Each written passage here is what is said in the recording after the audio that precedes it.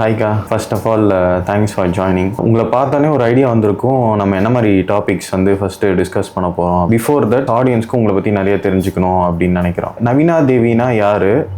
நீங்கள் ஏன் வந்து லா படித்து அட்வொகேட் ஆகணும்னு டிசைட் பண்ணீங்க? நவீனா தேவின்றவங்க ஒரு advocate. She is a practicing advocate. Madras ஹைகோர்ட்டில் நான் ப்ராக்டிஸ் பண்ணிகிட்ருக்கேன் ஃபார் த பாஸ்ட் 5 years-ஆக. More than that I am a very என்ன சொல்கிறது, ஒரு ஃபெமினைன் பர்சன். விமென்க்கு நிறையா வந்து லாஸ் வந்து அதை பற்றி தெரிஞ்சுக்கணும்னு நினச்சிட்டு தான் நான் வந்து விமென்ஸோட ப்ரொடெக்ஷன் பற்றி தெரிஞ்சுக்கணும், லா என்ன சொல்லுது அப்படின்ற பேசிஸில் தான் நான் வந்து லா ஜாயின் பண்ணேன். நான் பிஏ இங்கிலீஷ் லிட்ரேச்சர் பண்ணேன். And then I joined LLB honours at Bharat law university. And அதுக்கப்புறமா மீன்வைல் நான் படிச்சுட்ருக்கும் போதே நான் கரஸ்பாண்டன்ஸில் எம்ஏ இங்கிலீஷும் முடித்தேன் and also MA criminology and criminal அட்மினிஸ்ட்ரேஷனும் முடித்தேன். அண்ட் தென் எல்எல்எம் படிக்கணும் அப்படின்னு ஒரு ஆசை இருந்தது. என் ஹஸ்பண்ட் வந்து ரொம்ப சப்போர்ட் பண்ணார் எனக்கு. எல்லா விதத்துலையுமே என் ஹஸ்பண்ட் ரொம்ப சப்போர்ட் பண்ணுவார். மெயினாக படிக்கணுன்றதில் ரொம்ப சப்போர்ட் பண்ணுவார். உனக்கு நல்லா படிப்பு வருது, நீ நல்லா வந்து போல்டாக வரணுன்றதுனால நிறைய படின்னு சொல்லிகிட்டே இருப்பார். நான் பேசிக்காக கொஞ்சம் சோம்பேறி தான், ஆனாலும் எனக்கு என் ஹஸ்பண்ட் சப்போர்ட்னால நான் இவ்வளோ டிகிரி படிச்சிருக்கேன். ஸோ எல்எல்எம் பண்ணேன். LLM I did in Chengalpattu law college. LLM in cyber crime with criminal law. So அதில் முடிச்சுட்டு now I am planning to do and PhD பண்ணணும்னு பார்த்துட்ருக்கேன். அது எப்படி நடக்கும்னு தெரியல. ஸோ மை ஸ்டடீஸ் கம்ப்ளீட் பண்ணணும்னு நான் நினச்சதில்ல. ஸோ கண்டினியூ பண்ணிகிட்டே தான் இருக்கணும்னு நினைக்கிறேன். So that is what is me, Navina தேவின்றவங்க. அட்வொகேட் நவீனா தேவின்றது I hate an another way. அதில் பார்த்தீங்கன்னா I cover under civil, criminal law, family law எல்லாமே நான் பார்த்துட்ருக்கேன்.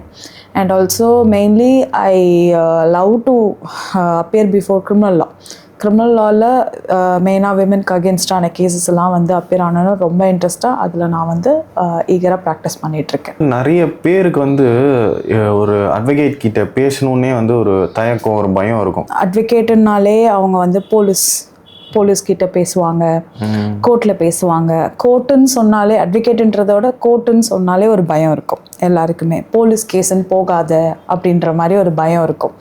ஸோ நாங்கள்லாம் ஒன்றுக்குள்ளே ஒன்றுன்ற மாதிரி எல்லோரும் நினச்சிட்ருக்காங்க. போலீஸு, அட்வொகேட்டு, கோர்ட்டு இதெல்லாம் எல்லோரும் ஒன்றுன்னு நினச்சிட்ருக்காங்க. அதனால எல்லாருக்கும் ஒரு பயம் இருக்கலாம். மற்றபடி நிறைய அட்வொகேட்ஸ் வந்து ஃப்ரெண்ட்லியாக இருக்காங்க. ஃப்ரீ கன்சல்டேஷன் வந்து கொடுக்குறாங்க. இப்போ வர யங் அட்வொகேட்ஸ் எல்லாருமே வந்து பார்த்திங்கன்னா தே ஆர் வெரி ஃப்ரெண்ட்லியாக மூவ் பண்ணுறாங்க. ரொம்ப வந்து ஹெல்ப்ஃபுல்லாக இருக்காங்க. ரொம்ப ரூடாக பிஹேவ் பண்ணுறது இல்லை. ஸோ முன்ன மாதிரி இருக்க அந்த ஒரு பீப்புள் ஓரியன்டாக இருக்காங்க. Yes people oriented and also client சப்போர்ட்டிவாக இருப்பாங்க. தே டோன்ட் ஃபீல் லைக் அவங்க வந்து இப்படி அப்படின்ற மாதிரிலாம் நினைக்கிறது இல்லை. முன்னாடி காலத்துலலாம் நான் கேள்விப்பட்ட வரைக்கும்லாம் எனக்கே பயம் இருந்துச்சு. ஐயோ அட்வொகேட்டா, நம்ம ஏன் படிக்கணும் அட்வொகேட்டுன்ட்டு. ஏன்னா ஒரு அட்வொகேட் வராதுனாலே ஒரு பயம் இருக்கும். அவர் அட்வொகேட்டுனா ஒரு பயம் அப்படின்ற மாதிரி தான் எங்களுக்கே சொல்லி வளர்த்தாங்க. இப்போ அது எல்லாமே காமன் ஆயிடுச்சு. நிறைய பேர் அதை உடச்சி வந்துட்டாங்க. ரொம்ப காமன் ஆகிடுச்சு. ஃப்ரீ கன்சல்டேஷனும் நிறையா கொடுக்குறாங்க. ஃப்ரீ கன்சல்டேஷன் சொல்கிறீங்களா? அது வந்து ஸ்டார்டிங்லையா இல்லை? ஏன்னா நான் ஒரு அட்வொகேட்டை வந்து போய் ரீச் அவுட் பண்ணுறேன்னா ஒரு சின்ன கேஸ்னால அது ரொம்ப காஸ்ட்லியாக ஆகும், நிறைய செலவு பண்ணுற மாதிரி இருக்கும் அப்படின்னு. இல்லை, நாட் லைக்லி. ஏன்னா உங்களோட கேஸை பொறுத்து தான் அது. சரி, உங்களுக்கு ஒரு லீகல் கன்சல்டேஷன் வேணும், எனக்கு இந்த மாதிரி ஒரு ப்ராப்ளம் இருக்குது, நான் வந்து அதை ஃபேஸ் பண்ணணும்னு எனக்கு தெரியல அப்படின்னும் போது, ஒரு சிவில் கேஸாக இருக்கட்டும், ஒரு ப்ராப்பர்ட்டி கேஸ், உங்களோட ப்ராப்பர்ட்டி கேஸாக இருக்கட்டும், இல்லை ஒரு ஃபேமிலி மேட்டர் லைக் டிவோர்ஸோ, இல்லை வந்து ஒரு மெயின்டெனன்ஸ் கேட்குற மாதிரி, ஒய்ஃப் மெயின்டெனன்ஸ் கேட்குறாங்க, இல்லை ஒரு டொமஸ்டிக் வயலன்ஸ், அந்த மாதிரியான சின்ன சின்ன மேட்டர்ஸ்க்கு நீங்கள் வந்து ஒரு அட்வொகேட்டை நீங்கள் அப்ரோச் பண்ணுறீங்க அப்படின்னா most of the advocates are giving free consultation. உங்களுக்கு ஃபோனில் கன்சல்டேஷன் பண்ணுறதுலாம் வந்து ஃப்ரீ கன்சல்டேஷன் தான் கொடுக்குறாங்க. ஸோ அது வந்து it does not mean that எல்லாருமே ஃபீஸ் சார்ஜ் பண்ணுவாங்கன்றது கிடையாது. ஆனால் நீங்கள் கேஸ்க்கு போகணும், கேஸ் நடத்தணும் அப்படின்னும் போது அதுக்கு நீங்கள் பே பண்ணி தான் ஆகணும். இப்போது ஏதோ ஒரு சின்ன பிரச்சனை வருதுன்னு வச்சுக்கோங்களேன், அதை நம்ம ஒரு கோர்ட்டுக்கு போனாலோ சரி, இப்போ அட்வொகேட் சைடில் போனாலோ டைம் ஆகும். ஒரு சின்ன கேஸ்னாலே ரொம்ப இழுத்தடிச்சிருவாங்க அப்படின்னு. இந்தியான்ட்டு இல்லை, ஓவராலாகவே அது வந்து ஒரு சிஸ்டம் ப்ராப்ளமா இல்லை அது வந்து பீப்புள் ப்ராப்ளமா? சிஸ்டம் வந்து are called as a procedures. So நம்மளுக்கோட ப்ரொசீஜர் வந்து பெரிய ப்ரொசீஜராக இருக்குது. இப்போ ஒரு கிரிமினல் லா பொறுத்த வரைக்கும் ஒரு ட்ரையல் நடத்தணும் அப்படின்னா ஒரு கோர்ட்டுக்கு ட்ரையல் கேஸ் கோர்ட்டுக்கு வந்ததுக்கப்புறம் அவங்க வந்து விட்னஸ் வந்து அப்பியர் ஆகி அதுக்கப்புறம் ப்ராசிக்யூஷன் சைடு நம்ம side witness defence side witness எடுத்து அதுக்கப்புறம் அந்த கேஸை நடத்தி முடிக்கிறது there is a procedure. So அந்த ப்ரொசீஜரை ஃபாலோ பண்ணும் போது உங்களுக்கு வந்து சிஸ்டம் வந்து ஸ்லோவாக தெரியலாம் ஒன்று. இன்னொன்று பார்த்தீங்கன்னா பீப்புள் வந்து எவ்ரி டைம் வந்து நம்மளால் அவைலபிளாக இருக்க முடியாது. ஸோ நான் இன்றைக்கி வர முடியாது, எனக்கு உடம்பு சரியில்லை அப்படின்னும் போது there may be a delay. So procedures வந்து அதில் நம்மளுக்கு டைம் கொடுத்துருக்காங்க. நீங்கள் இப்போ இன்றைக்கி கோர்ட் வரல, ஒரு கிரிமினல் கேஸ் நடக்குது, நீங்கள் கோர்ட்டுக்கு வரல அப்படின்னா you can file an absent petition. So சிஸ்டமே நம்மளுக்கு வந்து ஒரு வாய்ப்பு கொடுக்கும் போது people will try to use that option. So எல்லா அட்வொகேட்ஸும் சரி, இப்போ ஒரு தவறான ஒருத்தர் மேலே கேஸ் ஃபைல் பண்ணிட்டாங்க அப்படின்னும் போது நம்ம எப்படி கேஸை வந்து நடத்தி முடிக்கணுன்னும் போது there may be an lockdown slow ஆகிறதுக்கு வாய்ப்பு இருக்குது. ஸோ எல்லாருமே வந்து சிஸ்டம் தானும் ஒரே அடியாகவும் சொல்லிட முடியாது, எல்லாமே பீப்புள் தானும் சொல்லிட முடியாது. ஸோ ரெண்டுத்துக்குமே காரணம் இருக்குது. Land dispute, like family problems, அதுக்கப்புறம் டெனண்ட்டுக்கும் ஓனருக்கும் நடுவில் நிறைய ப்ராப்ளம்ஸ்லாம் இருக்கும். இது வந்து எந்த டைமில் வந்து நம்ம கோர்ட் ரீச் அவுட் பண்ணணும், இல்லாட்டி ஒரு அட்வொகேட் கிட்ட ரீச் அவுட் பண்ணணும், அதுக்கு எதாவது டைம் இருக்கா? எதுக்குமே டைம் லிமிட்ன்றது கிடையாது. எல்லாத்துக்குமே பிரச்சனை வந்தாலே நீங்கள் உடனே ரீச் அவுட் பண்ணலாம். பட் என்னென்னா அமிக்கபிளாக செட்டில் ஆகாத பட்சத்தில், இப்போ நீங்கள் 2 பேரும் மன ஒத்து சேர்ந்து வாழ்கிறீங்க. ஃபார் எக்ஸாம்பிள் ஒரு ஃபேமிலி கேஸில் 2 பேரும் சண்டே ஆகிடுச்சு, நீங்கள் கோர்ட் கேஸ் வரைக்கும் நீங்கள் போயிட்டீங்க. கோர்ட் கேஸ்க்கு போனதுக்கப்புறம் இல்லை வேண்டாம் நம்ம சேர்ந்து வாழலான்னா நீங்கள் சேர்ந்து வாழலாம். ஓகே, ஸோ இதுக்குன்னு டைம் லிமிட் வந்து கிடையாது. இல்லை முடியாது, சேர்ந்து வாழ முடியாது, நம்ம 2 பேரும் போய் பிரச்சனை கோர்ட்டில் தான் தீர்க்கணும் அப்படின்னும் போது நீங்கள் கோர்ட்டுக்கு அப்ரோச் பண்ணணும். இப்போ ஒரு டெனண்ட்டுக்கும் ஓனருக்கும் ப்ராப்ளம் இருக்குது அப்படின்னா வி ஹேவ் டெனன்சி ஆக்ட் இருக்குது. ஒரு ஸ்டேட்டுக்கும் ஒரு மாதிரியான டெனன்சி ஆக்ட் இருக்குது. ஸோ நம்ம அப்போது வந்து அதில் வந்து ஒரு நோட்டீஸ் அனுப்பிச்சு, அவங்க டெனண்ட்டாக இருந்தாலும் சரி இல்லை ஓனராக இருந்தாலும் சரி, ஒரு நோட்டீஸ் அனுப்பிச்சு நம்ம வந்து என்னன்றதை வந்து பார்க்கலாம், கேஸை பற்றி என்ன பண்ணலான்றதை பார்க்கலாம். அப்படி இல்லை அவங்க வந்து சரி வரல அப்படின்னா we can file a criminal complaint. நம்ம வந்து தகராறு பண்ணுறாங்க, தவறாக பேசுகிறாங்க, அசிங்கமாக பேசுகிறாங்க, அங்கே ஒரு சண்டை நடக்குது, ஒரு கிரிமினல் ஈவெண்ட் அதாவது ஒரு பிரச்சனை நடக்கக்கூடிய இடமா இருக்குது அப்படின்னா we can file a criminal case. So இது டிபெண்ட்ஸ், நம்ம கேஸ் டு கேஸ் மாறும். ப்ளஸ் வந்து நீங்கள் அணுகிற முறைன்றது ஒன்று இருக்குது. இப்போ நம்ம வந்து கோர்ட் கேஸுன்னு போகலன்னா கூட ஆப்போசிட் சைடு வந்து போவாங்க போக மாட்டாங்கன்னு நம்ம சொல்ல முடியாது. ஸோ அவங்க போகிறாங்க அப்படின்னா கோர்ட்டுக்குன்னு போயிட்டாங்கன்னா ஆட்டோமேட்டிக்காக நம்மளும் போகிற மாதிரி தான் இருக்கும். நம்ம கோர்ட்லேருந்து ஒரு சம்மன்ஸ் வருது, நம்மளை அப்பியர் ஆக சொல்கிறாங்க அப்படின்னா நம்ம ஆட்டோமேட்டிக்காக கோர்ட்டுக்கு ரெஸ்பெக்ட் பண்ணி நம்ம போய் தான் ஆகணும். ஸோ இது நான் போகிறேன் நீ போகிறேன் இல்லை இந்த டைமுக்காக வெயிட் பண்ணிட்டு போகிறேன்ற மாதிரி கிடையாது. You can approach the court at any point of time. நீங்கள் எப்போ உங்களுக்கு ரொம்ப லிமிட் தாண்டி போயிடுச்சு, ரொம்ப நெசசரி சுச்சுவேஷனாக இருக்குது அப்படின்னா இது கோர்ட்டில் தான் தீர்க்க முடியும்னா you can approach the court at any point of time. இப்போ வந்து எனக்கு ஒரு லா வந்து தெரிஞ்சிருக்கணும், எனக்கு மட்டும் இல்லை எல்லாருக்குமே ஒரு லா வந்து தெரிஞ்சிருக்கணும் காமனாக. அது நிறைய இருக்குது, ஆனால் அது யாருமே ஃபாலோ பண்ணுறது இல்லை. ஃபார் எக்ஸாம்பிள் இப்போ ரோட்டில் வந்து நம்ம எச்சு துப்புறோம் இல்லையா, ரோட்டில் எச்சு துப்புறோன்றது துப்பக்கூடாது, அது தவறுன்றதை நம்ம சின்ன வயசில் நிறையா படிச்சிருப்போம், நிறையா டீச்சர்ஸ்லாம் சொல்லி கொடுத்துருப்போம். அது வந்து ஒரு ஸ்ட்ரிக்டான லாவாக யாருமே ஃபாலோ பண்ணுறதில்ல. அப்படி இருந்துச்சுன்னா நம்மளோட கண்ட்ரி எப்போவோ வந்து ரொம்ப ஒரு இந்த மாதிரி நிறைய ஸ்கீம்ஸ் இதெல்லாம் வந்து கொண்டு வந்திருக்க தேவையில்ல, நிறைய க்ளீனாக இருந்திருக்கும். ஸோ அதே மாதிரி வேஸ்ட்டெல்லாம் போடக்கூடாது, மெயினாக யூரின் பாஸ் பண்ணக்கூடாது. ஸோ இந்த மாதிரியான லாலாம் வந்து நம்ம சொல்லும் போதே சிரிப்பாக இருக்கும். அதே மாதிரி பார்த்திங்கன்னா ஒரு ஸ்டேட்டுக்கும் அது டிஃபர் ஆகும். இப்போது ஒரு சில ஸ்டேட்ஸில் பார்த்திங்கன்னா ஸ்மோக்கிங் கூட வந்துட்டு பப்ளிக்கில் பண்ணக்கூடாது அப்படின்ற மாதிரி, ஸ்மோக்கிங் அண்ட் ஸ்பிட்டிங்க்கு சேர்த்த மாதிரி இப்போ நம்ம தமிழ்நாட்டில் வந்து அந்த மாதிரி இருக்குது. கேரளாவில் அதே மாதிரி ஸ்மோக்கிங்க்கு இருக்குது. தமிழ்நாட்டில் ஆமாம், smoking and spitting act 2002 prohibition of smoking and spitting ஆக்ட்னு இருக்குது. ஸோ அதில் அந்த ஆக்ட் கீழே நம்ம பண்ணால் நம்ம வந்து பனிஷபிள். ஸோ அப்படி பார்த்தீங்கன்னா கிட்டத்தட்ட ஒரு 5,000 3,000லேருந்து 5,000 வரைக்கும் ஃபைன் அமௌண்ட் இருக்குது அந்த கேஸ்க்கு, அந்த ஆக்ட் கீழே. அப்படின்னு பார்த்தா எவ்வளோ பேர் ஸ்மோக் பண்ணுறாங்க ரோட்டில், எவ்வளோ பேர் ஸ்பிட் பண்ணுறாங்க ரோட்டில். இப்போ ரோட் சைடில் தங்குறவங்களாம் இருப்பாங்க இல்லையா, ரொம்ப உடம்பு வயசானவங்க. ஃபார் எக்ஸாம்பிள் நான் இதை பண்ணேன் அப்படின்னா என்னை யாராவது கவனித்து அது கேஸ் ஃபைல் பண்ண முடியுமா? கவனித்து கேஸ் ஃபைல் பண்ணணும், பட் ஆனால் அது யாரும் பண்ணுறதில்ல. அதுதான் இருக்குது, ஆனால் இல்லைன்ற மாதிரியான ஒரு ஆஸ்பெக்ட் தான் இதில் யாரும் வந்து ரொம்ப அஃபென்சிவாக பார்க்கறதில்ல. இது சின்ன விஷயமா எல்லாரும் பார்க்குறாங்க.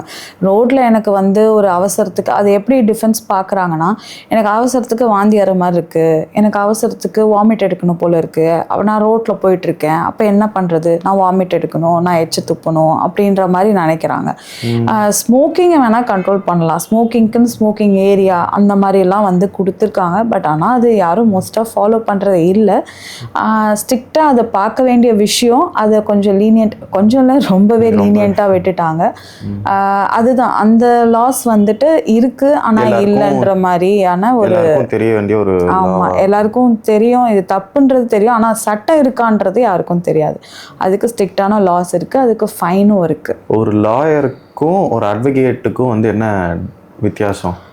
லாயர் அப்படின்றவங்க ஒரு லா படித்து முடித்தவங்க எல்லாருமே லாயர்ஸ் தான். நான் ஒரு லா டிகிரி முடிச்சிருக்கேன் அப்படின்னா நான் ஒரு லாயர்.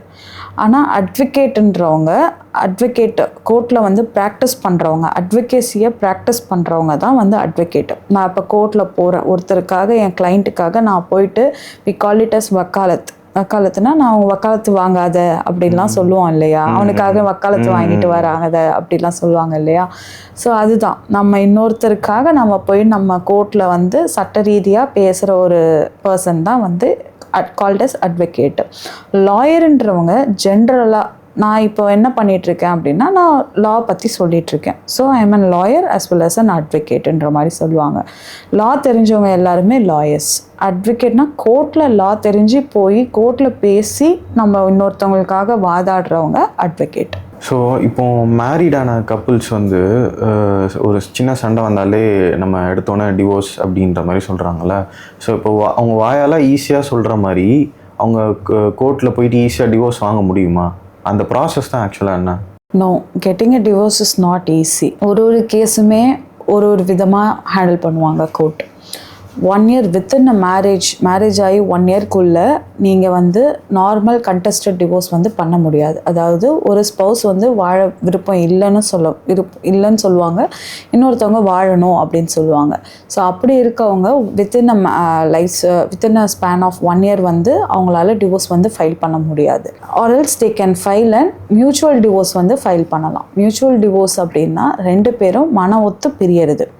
ஸோ மன ஒருத்து பிரியும் போது அங்கே வந்து மியூச்சுவலாக அவங்க வந்து பேசி இது பண்ணுவாங்க, ஓகே நம்ம பிரிஞ்சிடலாம், நம்மளுக்கு செட் ஆகாது, சம் மிஸ் அண்டர்ஸ்டாண்டிங்ஸ் இருக்கலாம். ஸோ அப்படி இருக்கும் போதே வந்து உங்களுக்கு அந்த ஜேர்னியே பார்த்திங்கன்னா ஒரு நாளில் நம்ம இன்றைக்கி சண்டை போட்டு நாளை காலில் போயெல்லாம் நிற்க முடியாது. அவங்க மனசால் பிரியணும்னு நினச்சா கூட அவங்களுக்கு சொசைட்டி வந்து விடாது, இருந்து சேர்ந்து வாழுங்க அப்படின்னு சொல்லுவாங்க. அவங்களுக்கு பிரியணும்னு தோணும், பிரியக்கூடாதுன்னு தோணும். எனி பாயிண்ட் ஆஃப் டைம் அவங்க மனசு மாறிட்டே இருப்பாங்க. இன்றைக்கி ஓகே நம்ம கேஸ் ஃபைல் பண்ணலான்னுவாங்க, நாளைக்கு வேண்டாம் யோசிக்கிறேன் எங்கள் ஃபேமிலியில் சொன்னாங்கன்னு சொல்லுவாங்க. So it cannot be decided in one way. ஒரு நாள் ஒன் டே ஒன் வேல நம்ம வந்து டிசைட் பண்ணக்கூடிய விஷயம் கிடையாது. ஸோ அப்படி இருக்கும் போது அது எப்படி ஈஸியாக டிவோர்ஸ் வாங்கி தருவேன்னு சொல்ல முடியும்? ஸோ அந்த மாதிரி யாராவது வந்து உனக்கு வாழ விருப்பம் இல்லையா, அவனை கூப்பிட்டு போய் டிவோர்ஸ் வாங்கி தரேன்னு சொன்னால் that is not possible. And courts will also won't entertain. அதை என்டர்டெயின் பண்ண மாட்டாங்க. 2 விதமாக இருக்குதுன்னு சொன்னேன் இல்லையா, mutual divorce and contested divorce. Contested divorce வந்து it's a very long process. Very long ப்ராசஸ்னால் கிட்டத்தட்ட வருஷ கணக்காக கூட ஆகும். ஒரு 5 வருஷம் 6 வருஷம் 7 வருஷம் இப்போ கெட்டிங் எ டிவோர்ஸ். அதில் ஒருத்தவங்க வந்து வாழணும் அப்படின்னு சொல்லுவாங்க, இன்னொருத்தவங்க வந்து வாழ மாட்டேன் அப்படின்வாங்க. வாழ மாட்டேன்னுவாங்க, ஆனால் வாழணும்னு சொல்ல மாட்டாங்க.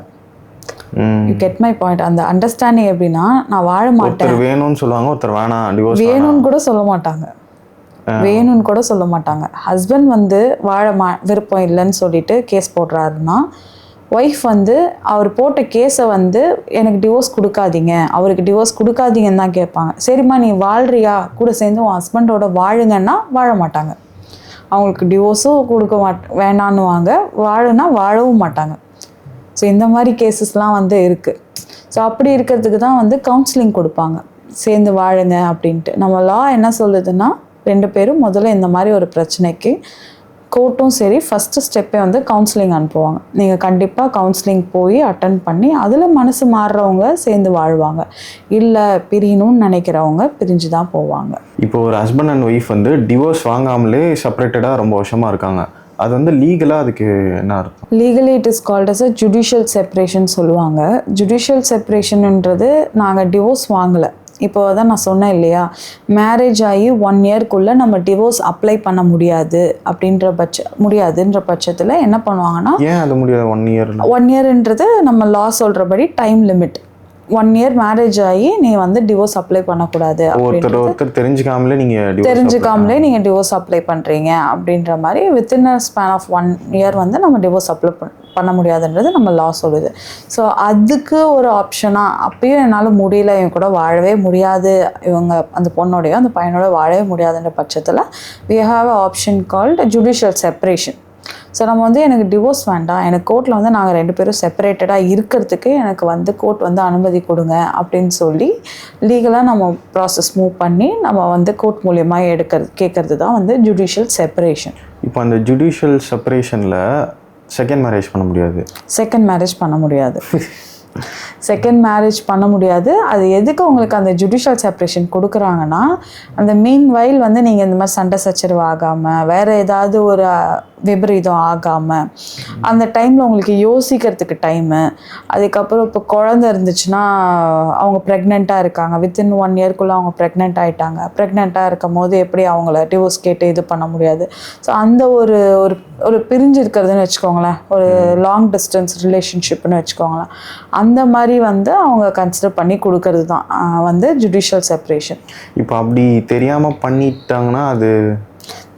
பண்ணிட்டாங்கன்னா பைகாமில அவங்க தெரியாமல் மீன்ஸ் அதாவது லாக் அகெயின்ஸ்டாக அவங்க தெரியாமல் பண்ணிட்டாங்கன்னா அதுதான், அப்போனா அது தப்பு தான். அது வந்து they have committed a crime அப்படின்னு அர்த்தம். அவங்க வந்து ஒரு first wife married legal wife இருக்கும் போதே 2வது திருமணம் பண்ணிட்டாங்கன்னா அவங்க பைகாமின்னு சொல்லுவாங்க. பைகாமின்னா ஒய்ஃப் இருக்கும் போதே செகண்ட் மேரேஜ் பண்ணுறாங்க. அவங்க லீகலாக அவங்களுக்கு எந்த ஒரு இதுவுமே கிடைக்காது, ரைட்ஸும் கிடைக்காது. அவங்க செகண்ட் ஒய்ஃபாக இருந்தாங்கன்னா ஃபர்ஸ்ட் ஒய்ஃப்க்கு உண்டான ரைட்ஸ் கிடைக்காது. ஆனால் இந்த ஹஸ்பண்ட் வந்து க்ரைம் பண்ணதான் அர்த்தம். அஃபென்ஸ் பண்ணி அவர் செகண்ட் ஒய்ஃபை இது பண்ணும் போது செகண்ட் ஒய்ஃபை கல்யாணம் பண்ணதுனால அவர் அஃபென்ஸ் பண்ணியிருக்காரு.